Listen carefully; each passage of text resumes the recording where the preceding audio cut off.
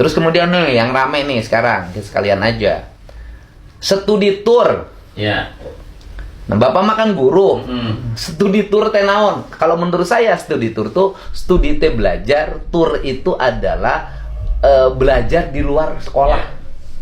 Ya. Studi tour itu kan studi, kemudian tour mah berangkat perjalanan. Perjalanan itu kan tidak harus pakai mobil, bisa perjalanan keliling, jalan gitu kan gitu ke tempat-tempat yang sekolahnya memiliki pelajaran IPA. Nah. Di IPA-nya ada yang disebut biologi. Di biologi ini atau ada kimia. Kemudian anak-anaknya jalan ke sawah, membuat perbandingan bagaimana unsur ekosistem, unsur biologi dengan unsur kimiawi dalam pemupukan padi. Ya, itu biologi dan kimia udah. Itu studi tour. Itu studi tour. Sekarang namanya juga ada outing class.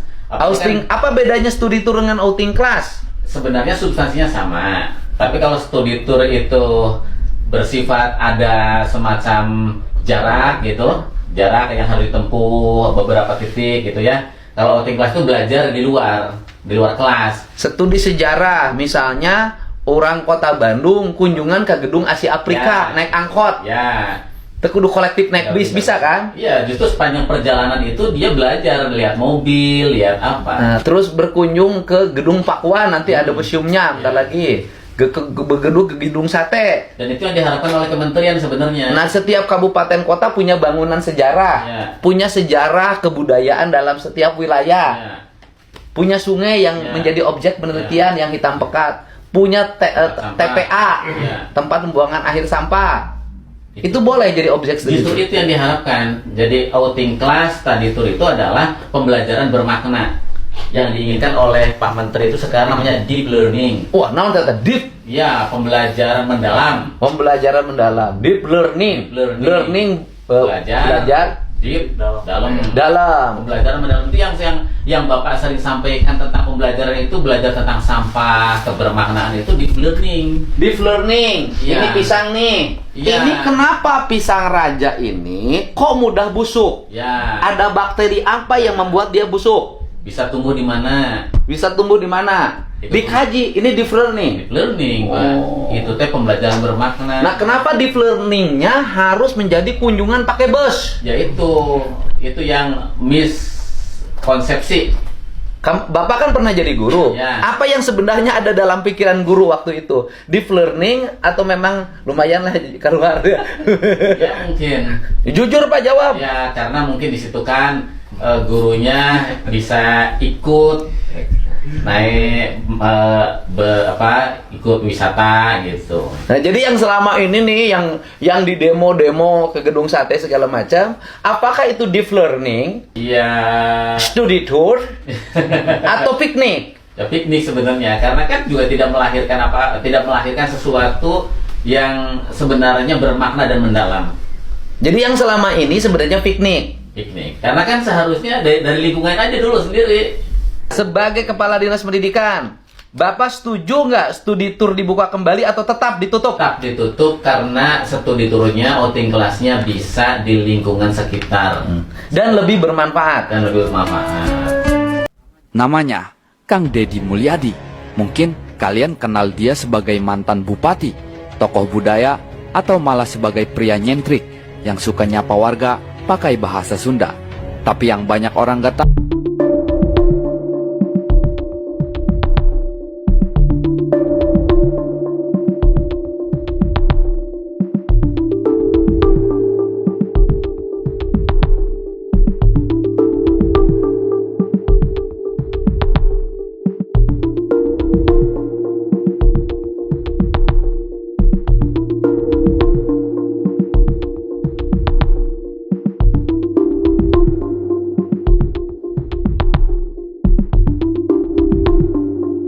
kita balik ke tahun 1971. Di sebuah desa kecil di Subang, Jawa Barat, seorang bayi laki-laki lahir ke dunia.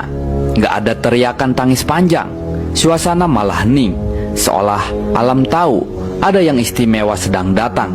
Ibunya, seorang perempuan sederhana, berkata pada bidan kampung, "Anak ieu teu siga orok biasa, diukna meneng, panas awakna lemes, tapi seuneuna aya." Artinya, bayi itu tenang, nggak rewel, tapi tubuhnya hangat seperti bara api yang nggak membakar. Nah, sejak kecil, Kang Deddy Mulyadi dikenal beda, bukan karena nakal, tapi karena dia lebih suka duduk sendiri.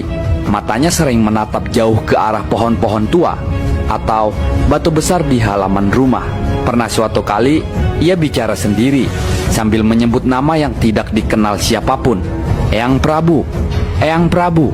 Padahal usianya baru 3 tahun. Ibunya juga pernah mimpi aneh berulang kali, yaitu didatangi sosok bersorban putih dengan suara dalam yang berkata, "Jaga anakmu, dia pewaris garis kami." Dan itu bukan mimpi satu-satunya. Tetangga sebelah juga pernah cerita, setiap malam Jumat Kliwon, ia melihat bayangan macan putih duduk di atas rumah KDM. Dan ini bukan sekedar cerita kampung. Dalam salah satu wawancara lawas, KDM sendiri pernah bilang, "Saya tumbuh dengan suasana mistik. Saya nggak tahu kenapa, tapi saya merasa saya bukan hidup sendiri." Bayangkan, seorang anak kecil, tapi setiap tidur tubuhnya hangat, dan ibunya sering bermimpi didatangi sosok berjubah dari masa lalu. Apakah ini cuma kebetulan, atau memang dari awal sudah ada jalur gaib yang dibukakan untuknya? Assalamualaikum warahmatullahi wabarakatuh. Apa kabar sobat rakyat? Dimanapun kalian berada, semoga kalian semua sehat-sehat semuanya ya. Dan kembali lagi bareng kanal YouTube Rakyat Update. Menyikapi konten di cerita ini gitu ya, itu tadi masing-masing lah dari kita. Karena kan nggak semua orang atau masyarakat Indonesia itu, atau yang lebih dikenal dengan orang Nusantara, mempercayai gitu hal-hal yang berbau mitos ya. Tapi ya kembali lagi, kalau buat gua pribadi ya memang pemimpin itu pasti sudah ada ciri-cirinya sedari kecil gitu. Selepas pemimpin nasional gitu, pasti dari kecil itu kila-kilanya, atau kata orang Sunda mah itu memang sudah kelihatan gitu, cara dia bergaul, dari cara dia tumbuh gitu, udah pasti ada ciri-cirinya gitulah. Itu untuk gua pribadi ya. Dan gua punya juga saya nggak nyalahin kalian yang memiliki pendapat katanya ya itu cuma mitos, itu cuma mitologi. Ada yang mengatakan Mulyono Jilid 2, itu terserah kalian ya, kalian punya anggapan sendiri, kalian juga punya pendapat masing-masing. Dan sekali lagi, jangan memperdebatkan hal yang tidak perlu diperdebatkan. Yang penting yang kita cari sekarang itu adalah goalnya, sebaik kebaikan ataupun bukan, itu saja. Fokus kita lebih baik ke sana gitu, daripada kita memperdebatkan hal yang sebetulnya tidak perlu kita perdebatkan, ya kan? Dan hanya akan memicu huru-hara ataupun konflik di antara kita. Nah, gitu ya. Itu ya teman-teman, tertib ya. Baik ya teman-teman, terima kasih sampai hari ini dan sampai saat ini kalian masih menyaksikan kanal YouTube Rakyat Update. Saya nggak bisa ngebalas kebaikan kalian semua satu persatu, dan hanya bisa melakukan hal ini setiap hari sembari mencari pundi-pundi rupiah di AdSense. Mungkin mohon maaf kalau ada kata dan prakata saya yang kurang berkenan di hati saudara, dan juga ada kata yang kurang nyaman didengarkan di telinga, yang kurang enak dirasakan oleh hati. Ya, sekali lagi itu keterbatasan sebagai manusia saya. Mohon maaf sekali lagi, untuk dimaafkan oleh teman-teman semua di sini ya. Dan saya doakan semoga apa yang menjadi jalan saudara-saudara semua akan dilancarkan dan dimuluskan ya. Mulus, rahayu, berkah, salamet kalau kata orang Sunda mah ya. Dan tidak henti-henti saya juga meminta doa yang baik-baik dari kalian semua ya. Itu ya. Baik ya. Saya Rakyat Update, sobat rakyat, pamit undur diri. Sampai jumpa di video-video selanjutnya. Assalamualaikum warahmatullahi wabarakatuh.